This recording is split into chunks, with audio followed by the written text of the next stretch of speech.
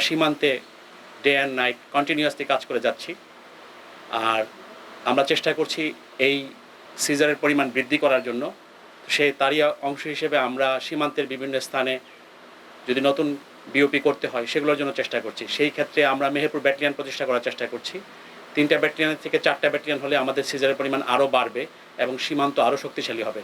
সীমান্ত যত বেশি শক্তিশালী হবে আমাদের মাদকের সিজারের পরিমাণ এবং মাদকের উপর যে নিয়ন্ত্রণ, স্মাগলারদের যে নিয়ন্ত্রণ, সেটা আরও বৃদ্ধি পাবে।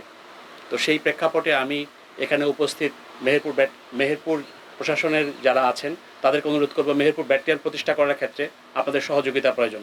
এছাড়া অন্য জেলার যারা প্রতিনিধি আছেন, ভূমির সাথে যারা জড়িত আছেন, আমাদের যে ক্যাম্পগুলো বৃদ্ধি করতে হবে সেক্ষেত্রে আপনাদের সহযোগিতা প্রয়োজন।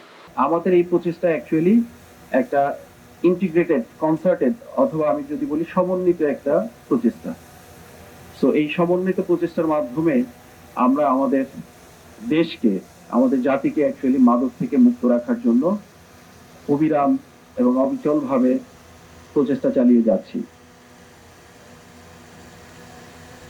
আপনারা জানেন যে একটা মাদক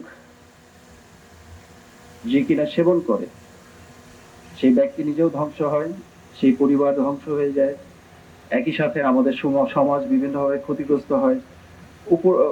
সার্বিকভাবে যদি বলা যায় তাহলে আসলে আমাদের একটা রাষ্ট্রীয়ভাবে পর্যায়ে এটার একটা বিরূপ ফলাফল বা প্রতিক্রিয়া থাকে।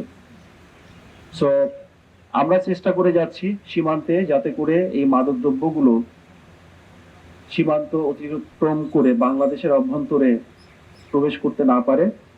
একই সাথে অন্যান্য সংস্থাও তাদের স্ব স্থান থেকে নিজ নিজ দায়িত্ব পালন করে যাচ্ছেন।